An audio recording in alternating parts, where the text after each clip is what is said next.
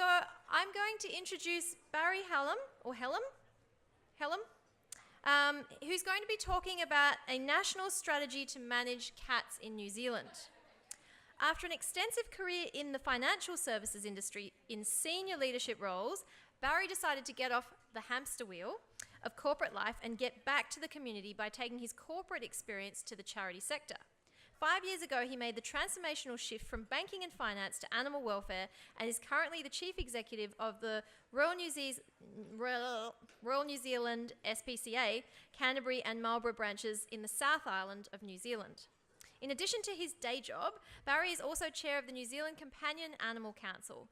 The New Zealand Companion Animal Council is an umbrella organisation that has as members the key New Zealand stakeholder organisations engaged in animal welfare and urban animal management. And with that, I'd like to welcome Barry. And just while we're all sitting here, just have this idea, just to get people excited and moving, I'm going to do it again. We're going to have a proper Mexican wave this time. So you're going to start from this end of the room, Mexican wave, if you're able to stand up. All right, go. Very cool. It ended well. There was a bit of a slump in the middle. We might try that again after our next speaker. Thank you. Good afternoon. That Mexican wave was pathetic. It was really bad. Hopefully you can get better. Thanks for the bio, Anne. That was really a fancy pants way of saying I had a midlife crisis. So, heck, I even bought a Harley a few years ago. How stereotypical is that? But, you know, making that change into animal welfare is sort of like a real life-changing event in a way, because I never used to jump out of bed in the mornings and do a big fist pump and say, yeah, I'm going to return value to shareholders today when I was banking. But now in animal welfare, I get out of bed knowing that I'm doing something meaningful and making a difference, and that's hugely rewarding. So I haven't regretted it at all. So what I'm going to talk about today is a national strategy to manage cats in New Zealand. So for those of you that don't know New Zealand, it's a nation rich in biodiversity, has its own unique challenges in terms of protecting its unique characteristics in its environment. So to give you some context, the land mass of New Zealand is larger than Great Britain, so it's 268,000 square kilometres, whereas Great Britain's 242,000 square kilometres. The big difference is Great Britain has 64 million people, we have 4.6 million people, which is about the population of Melbourne. So you've got this paradise of beautiful scenery. I live about an hour away from Helm's Deep, if you've watched Lord of the Rings, where all that beautiful scenery was filmed. That's very close to where I live. So we're very, very spoilt. And in addition to 4.6 million people, we have 27 million sheep. And yes, I've heard all the jokes. So, you know, that gives you an indication of what drives our economy. You know, the pastoral industry is huge for us. And in the midst of all that, we have lots of native forest reserves, conservation land. And what's unique to New Zealand is that a lot of that conservation land is in the middle of urban development and surrounded by residential areas. So when it comes to protecting our native wildlife, it poses a unique challenge perhaps to other parts of the world. So in New Zealand, the other unique thing, which is probably different to Australia, is that we have absolutely no legislation to manage cats. We have a Dog Control Act, but really cat management falls to the SPCA, animal rescue groups, who by and large mostly run on the smell of an oily rag with no resources, swimming against the tide, doing the best they can to help vulnerable animals, and hugely, hugely challenging work. So, see if I can work this. No, that's the pointer. There we go. So, background. So cat management, I think it's fair to say, in New Zealand is a political hot potato. It's very controversial, very emotive. It's had a lot of media attention in the last recent months. On one hand, you have the conservationists who want to protect the native wildlife at all costs, and by all costs I mean, you know, elimination of every pest species, which includes cats. And then the other scale, you've got the feline rights groups who, you know, I won't go as far to say wear tinfoil hats, but some of their attacks have been quite personal on the likes of us that are involved in the National Cat Management Strategy Group, very personal, and would be deeply hurtful if I had feelings. And in the middle, you've got this vast majority of New Zealanders who love animals, and we are a nation of pet lovers. But at the same time, we also want to protect our heritage of having our wildlife. And just to give you an example of the impact on wildlife at the moment, we probably have among the most threatened native wildlife species on the planet to date. So more than half of our native plants and animals are at risk. We have dozens of native bird species fighting for survival. The kakapo, which is a ground nesting flightless parrot, is on the brink of extinction. We have lost over 40 bird species to extinction, 3 frog species, 3 lizard species, 1 native bat species, and numerous insects. So they've gone forever and never to be seen again. And so, this is a huge challenge for us, so that our children and our grandchildren and their children can enjoy the beautiful country we live in and protect it from further decimation, I guess, of species becoming extinct due to pests and predation. And so, pre-European settlement, there was no mammal predators in New Zealand at all. We had birds of prey, we had hawks, we had a giant eagle called the Haast eagle, which was big enough to bring down a man or a horse. It's now extinct. But until European settlement, we had no predators. So with European arrival, we had rats, cats, stoats, rabbits, deer, chamois, tahr, and these introduced species caused huge disruption to our native wildlife and our landscape. And so, in terms of this strategy, what's really key is that we felt we needed to get the heavy hitters in animal welfare and the groups and interested parties together in New Zealand to form a powerful lobby group to lobby central government to make some changes so that we can protect the rights of cats but also protect our unique environment. And so the other important point to make is this is all backed by science. So we've heard Dr. Anya Dale's name mentioned recently. She sits on the board with me for the NZCAC. She's also Chief Scientific Officer for the New Zealand SPCA. So a lot of the research that helped form our position and our direction came from her team at SPCA. So I'd just like to acknowledge that. So Anya's done some great work for us. So the members of the Companion Animal Council, we have, of course, myself, the NZCAC, we have the New Zealand Veterinary Association, the Companion Animal Veterinarians, which is a special interest branch of the New Zealand Vet Association. We have the Royal New Zealand Society of Prevention of Cruelty to Animals, Local Government New Zealand. So Local Government New Zealand represents all the national interests of all the various councils and local authorities in New Zealand. We have the Morgan Foundation, which has a special interest in conservation, and we have technical advisors from the Ministry for Primary Industries and the Department of Conservation. So a very strong group of national level stakeholders that have been formed since 2014 to do this work. Also many other interested parties, the regional and territorial authorities. We have 76 councils and regional authorities in New Zealand. So a nation of 4.6 million people, we've got 76 different councils around the country all doing their own sort of thing in terms of bylaws and legislation regulations. And so there's been a lot of consultation with all these special interest groups, and the first draft of the cat management strategy was circulated to all these interested groups and stakeholders for feedback in its first form, and we hope to release the final strategy by the end of this year.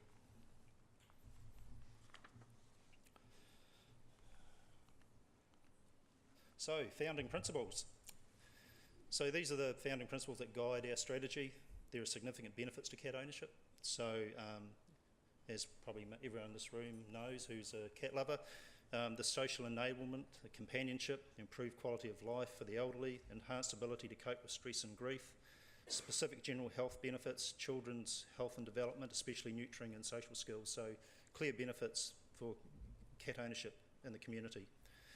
And New Zealand also is a nation of cat lovers, so the Companion Animal Council did a survey in 2015, which we published last year, and you can download that free from our website. But what it showed that there's 1.13 million companion animals in New Zealand, so 4.6 million people, 1.13 million companion animals. 44% of households own a cat, at least one cat. So, and we have the second highest companion animal ownership in the world, 64% of households, and I think number one is the USA, with about 65%. So, you're talking about a nation that loves pets, loves companion animals. And so here we have this challenge where, we have to sort of deal with this really complex issue of coexisting with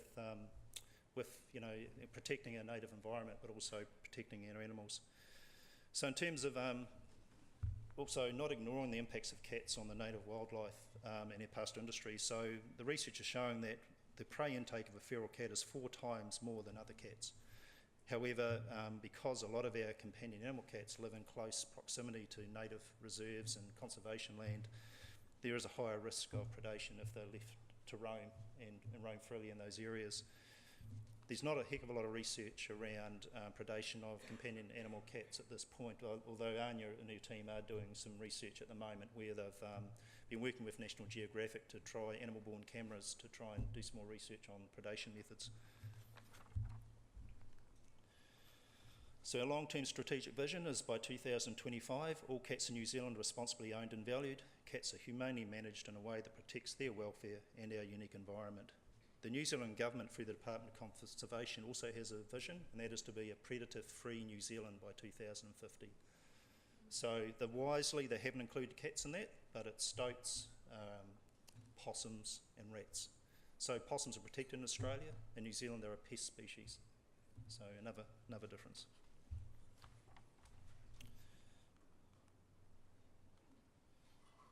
So strategic goals and outcomes, all cats are responsibly owned, valued, and the benefits of cat ownership are recognised. So again, the human-cat bond, that the feelings of responsibility we have, of attachment, of association time, caretaking, interaction behaviours, and again, cats dependent on humans as well. So we want all cats responsibly owned and the benefits recognised. So by responsibly owned, we're talking about care, shelter, socialisation, identification, registration, desexing, and confinement, particularly in high areas of ecological sensitivity.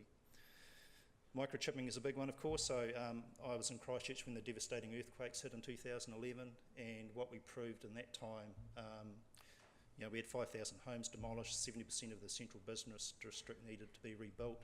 And when I worked for the SPCA, we had around 800 animals come through, and immediately after the earthquakes, 80% of cats that were microchipped were reunited with their owners within 3 hours. Only 25% of cats that were not microchipped were reunited after 1 week. So, that's really, really essential. Strategic goals and outcomes. So cat management supported through appropriate legislative, regulatory, educative framework. And so really working with central government to get appropriate legislation in place that allows us to effectively manage cats in a humane way, protect their rights, and also protect our environment, and also identifying the responsible agencies, and most likely that'll fall with the councils, and they will have the tools to, from that legislation, to enact bylaws and regulations to manage in their own communities.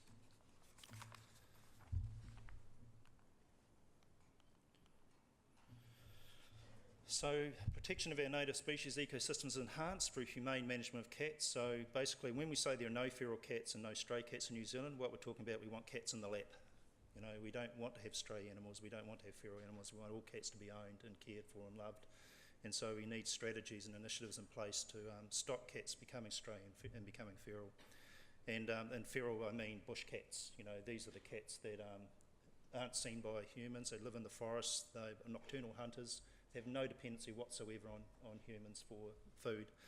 And then we have the other categories of cats, which I'll talk about in a minute. So the public also need to understand the impacts of cat predation, and while I think the public generally understand the impact of feral cats, the impact of owned cats or stray socialised cats or unsocialised cats is less widely known. And you look at the capital city, Wellington, where they have around 250 hectares of forest which has rich in bird life, and it's right in the centre of the city. It's a huge, huge issue for the council in terms of managing pest control in those areas, and when you have owned cats freely roaming in that forest, it creates an issue. So again, this is quite unique. We don't have clear demarcation lines between urban and native forest and conservation land. It is all sort of intermingled in our landscape.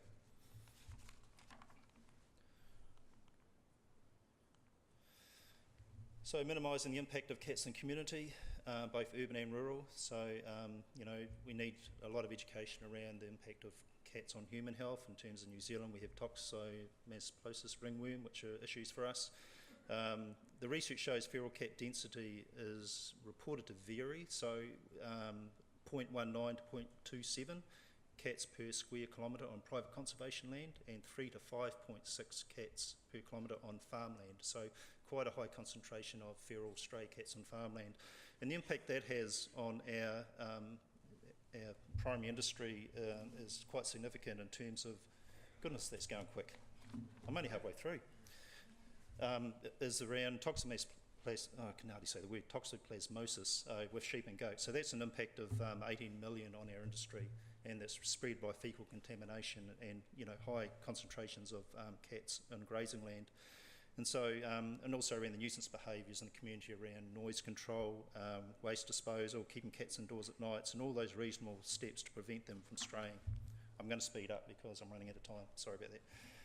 Key recommendations. We're into the last section. So, a big win for New Zealand is that the Animal Welfare Act got amended in 2015 to include sentience of animals. So this is very significant because at the moment in law animals are considered property or chattels or a bit like a disposal commodity. So this is really important to recognise the status of animals in our land and put them on a status closer to us as people rather than to a possession or property. And I think that's hugely important to recognise when we look at plans and legislation to manage cats.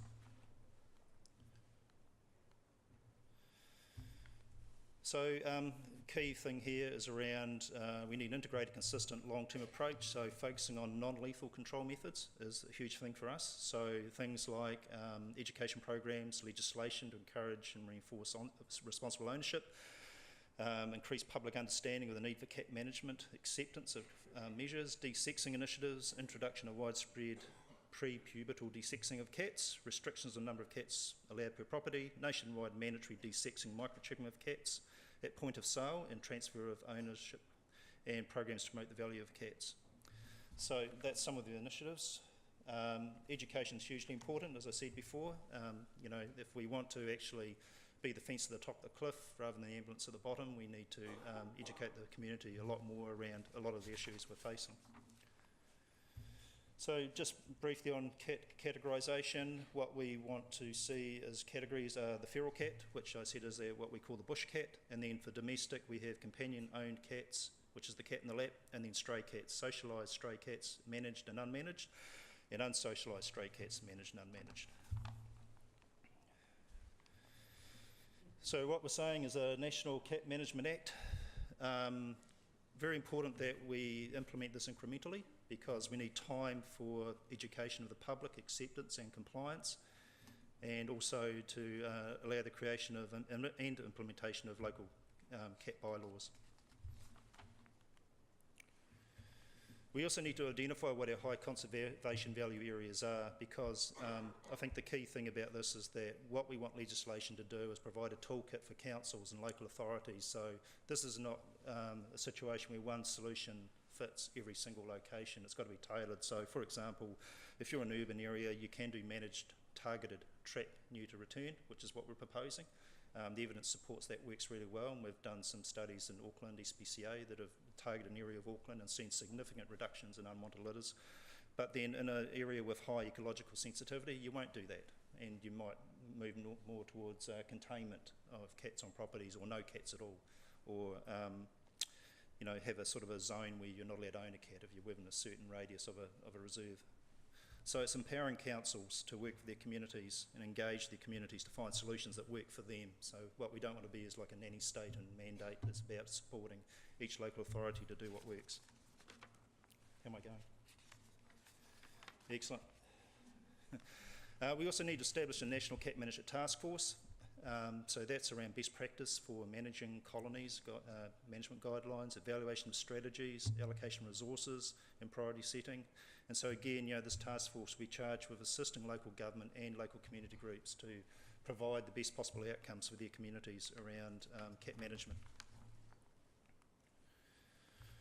Also, we need a centralised national database. We have no current central repository to track rehoming, TNR, returned or trapped cats, euthanized animals, and we need to do further research to inform ongoing humane cat management strategies. And this is going to require an allocation of resources, coordination, and priority setting at a national level. Next steps, last slide, look at that, perfect. So, This is election year in New Zealand. In fact, our elections are next week, so when we presented the first draft, no one would touch it because it was hugely controversial. However, Local Government New Zealand, that represents all the councils and local authorities, passed a majority vote about a month ago to take a proposal and recommendation to government to adopt all our recommendations. So that passed by the slimmest of margins, 51%, but it's a hugely significant milestone for us to have local government on board with this. And we hope to have the final draft or the final strategy released by the end of the year. Thank you very much.